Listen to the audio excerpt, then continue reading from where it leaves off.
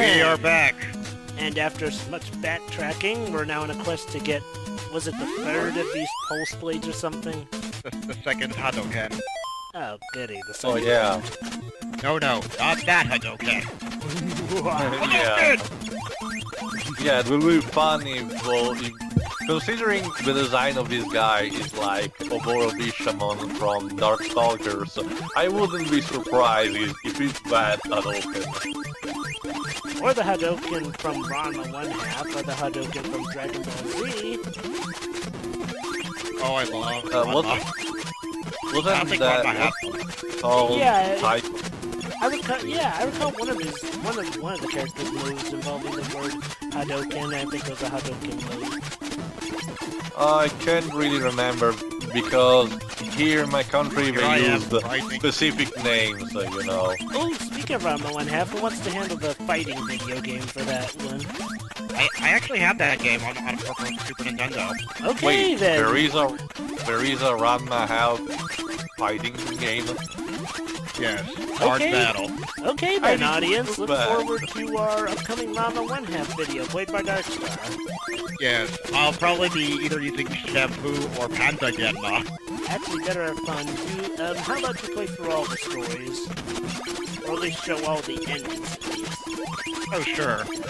That sounds like a good idea if I figure out how to use everyone. That's part Let of me the fun guess. of it. Let me guess. It was, you know, published by Bandai. I'm not sure. I don't remember. Because it seems that all. Oh my god! It's something dragging the chariot. Looks like an old guy. Wait, is this a reference to the Wanyudo from Japanese mythology? Sure. What was the one Mayuto? The Wanyudo was something with sort of a monkish head that was I think it was a wheel with a monk's head that's on fire or something like that. Yeah, I don't think so, since that thing's carrying a carriage. It doesn't seem to be just a head. I know that you have one. I reference to those carriages that you see in Japanese flicks, and I think in real life, basically where a guy carries a car. Wait, weren't like Chinese methods of transport, you know? I think they were Chinese, not Japanese. Well, to be fair, Japan did borrow a lot of stuff from Chinese culture. Yeah, but I really don't remember those types of vehicles in Japan, you know, related movies and stuff. More like in, you know, things like Bruce Lee or Jackie Chan movies, which are basically Chinese flicks. I wonder, so should I make a Samus joke or a Sonic joke whenever you do that spin jump? Good question. I vote for Samus. Like I was saying in the previous video, basically the Star Wars SNES games and then all the other Star Wars products basically took inspiration from this spinning jump. Spinning jump is nice because it actually gives you something to work with when you're jumping. Yeah, it gives you some. It gives you some frame of invincibility at least. Hence why I love Sonic's double jump and Sonic Colors. The problem is with the spin jump in this game is that it limits your vertical, the height of your jump, so I have to turn it off with some of the pits. Well, at least you can move while you're jumping, not like, you know, someone like Arthur from Ghosts and Goblins who can't move jack shit while he's jumping. Oh god. What were the developers thinking with that game? I think they said on the box it was created by a sadist.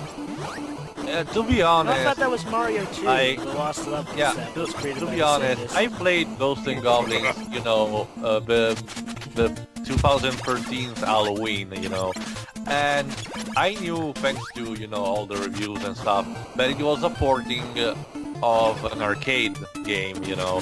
So, but the problem is, I don't know if the arcade game has the same problems as the NES version. Actually, I heard the arcade version had multiple different ROM sets of different difficulties. I actually wouldn't be surprised if the arcade game was purposely made to be that tough, because you know how arcade games are made to make you spend your coins. It sucks you quarter, you know.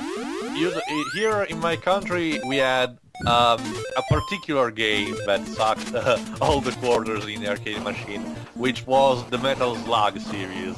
It is really popular here. Oh, speaking of arcade games, you should see the arcades in Japan. It's like, well, they said that if they had arcades over Japan, over here, in my country, in USA, that would pretty much save the arcade market. It actually could be enough to actually pay off a lot of the national debt because of how awesome Japanese arcades are. I mean, have you seen, like, photos of some of them? Yeah, but, you know, I still understand why the market of arcade games in the West has crumbled, like... Because console games, and pretty much like, well, it's basically, you know, a lot of the platformers of the days back then had a presence on the arcades as well. Like, you had Sega Sonic, you had those Mario Kart games. I think the problem nowadays is that, like, well, people are more focused on console gaming, and also that arcade games, they never really changed in the Western, that they never really evolved. Whereas in Japan, they're using all their updated technology and they're making them bigger and better. Whereas with arcade games now, it's really just more a nostalgia thing. I suppose so. I mean, it's kind of boring. I mean, especially with stuff like the eShop. It's not really the point. Now, the reason it's on fire in Japan is because they're using all this cool technology. Like, there's one that can actually have you driving an actual real car. Granted, it won't be moving, but it literally feels like you're actually driving. Well, the only arcade recent game that I'm looking forward to, if it wasn't already released, at least it caught my attention, was Dengeki Bunko Fighting Climax, or whatever the name is. Basically, a fighting game with Dengeki Bunko characters, you know, like Sword Art Online characters and stuff like that, and developed by Dungeon, and developed by Sega, so had Sega elements into it. But I knew it was only arcade, so basically it was bad reason because I was looking for it anyway. Hey, you know what I realized is that whenever that purple flash appears and a monster appears, I get a serious Pokemon vibe when you think about it. Well, think about it. Just... flashing lights is basically like walking in tall grass, and you have a monster that jumps out at you. It's just like, you know, traditional RPG random encounter, you know. Traditional RPGs often had the enemy you could see and avoid. Not with Pokemon, though. It was basically a random walk in the park.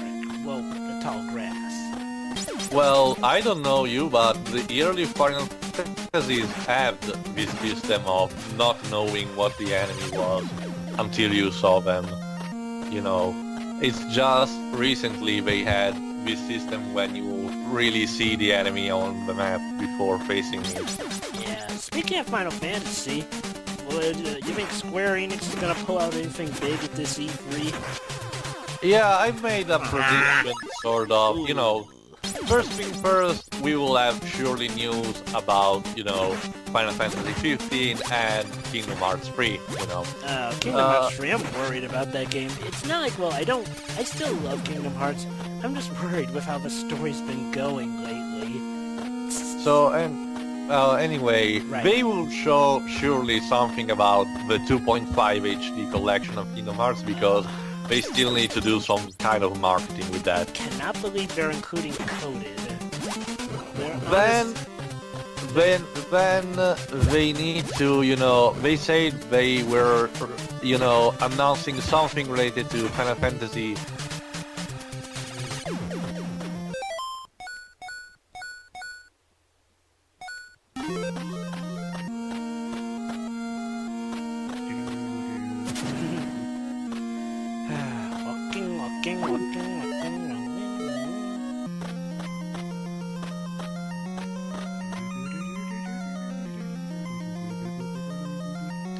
And where was I? You were saying something about Final Fantasy. Yeah, I mean, like I say, people are expecting Square to pull, you know, a PlayStation Vita version of Final Fantasy Type 0 because that game wasn't never released in the West, and people are expecting Square to, you know, jump on the updated version in order to release it worldwide. So that should be one of the biggest announcements, new surprises.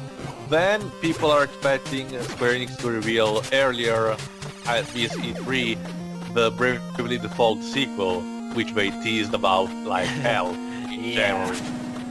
And then there's my personal prediction, two basically. One is a more wishful, well, I think both are wishful thinking, you know, wish list, you know.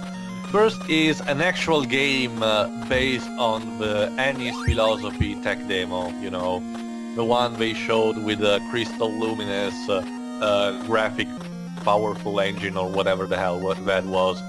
You know, that cutscene where the girl, you know, escaped from the cult or stuff like that. It was fucking interesting, and it was just a fucking tech demo, you know. I want an actual game based on that. And the other one is, you know, like I will say, I spammed this in a lot of forums I'm on, but basically what I want is a new Dissidia Final Fantasy, because that series needs to go on. I mean, good luck. It's just, I mean, it's just beautiful to look and play one of those games. It's just a waste to let it stop, you know. Yeah. So basically, my hopes are, but the problem is that in order to make a new release, Square Enix usually waits until Tokyo Game Show instead of E3, you know. Last year was a special case because, you know, Kingdom Hearts is a series more known in the West than in Japan, so it was logical to announce it. It was logical to announce it at E3, but yeah, for specific announcement of Square Enix, I'm thinking more at this year's Tokyo Game Show more than E3. I can hope at E3, you know, but yeah, most likely we will see things we already know. What about you, Dark Star? I'm too busy watching the video. Oh, sorry. Oh, yeah. Right, so yeah, Flaming Head, who must be the unbearable spawn of Missing Number because he's glitching out all over the place. Or maybe it's an ember of Iblis and Solaris. But, Yeah, that's the manga, that too. Wasn't Iblis not even born or conceived yet? Good question. Are you seriously trying to, you know, And again, it was Sonic arguing 06 about time Sonic travel. Are you trying to arguing about Sonic's continuity and timeline? Oh, don't worry, I'm often fine with Sonic's continuity and timeline, but when 06 gets involved, that's when I will gladly throw away the logic plate. Oh crap, I lost another life. Ouch. Yay. You said yay, how dare you? I shall At least it made you restart where you were fighting. Yeah. I mean, I know so many S games, but are not that generous, you know. Indeed. Try like 75% of them at the time. Yeah, basically. By the way, who wants to do Mario 2 The Lost Levels? Not it. Not me. Well, it's that. I could try if I can ever beat it. Wait, you still haven't beaten it? I haven't played it in a while. Well, it's Mario 2 The Lost fucking Levels, you know.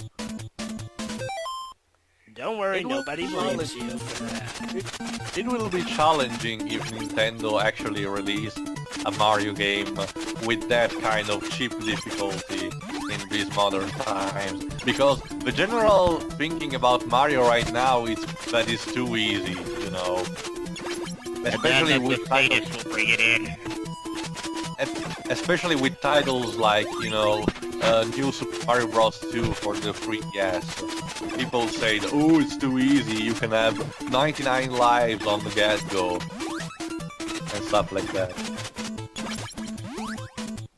Anyway, killing those masked Naginata wielder dudes, I think. I like the your cards. Oh yeah. Yeah, I think that works too. And come on, where is the boss? Where is the boss? Here's at the end of this hallway. The never-ending hallway. Like in Super Mario 64 with the stairs. Yeah. Here it comes. Here it comes. I wonder what it will be this time. Oh, it's like in Dark Souls. It's a humanoid clone boss. Ah! What the actual? It's like a Chozo statue mixed with Horsey from Pokemon. I think they call this thing Dragon Head Demon Tail or something like that. Yeah, but it's still creepy as fuck. So 3 samurais equals a seahorse. Yeah, a metal fire-speeding seahorse. I'll probably take a double ticket. It's funny you should say that, Why? because Fuuma and Ryukotsuki are both Yu-Gi-Oh cards. Really? Yes. Although Ryukotsuki got a typo, it was Ryukoki instead. So you're telling me that in Duel Monsters, which is a game type, you know, made by Konami, there are cards representing this game. Yes, Getsu Fuuma and Ryukoki. That's kinda awesome. I have twice the power! Thunder! Thunder! Thundercat!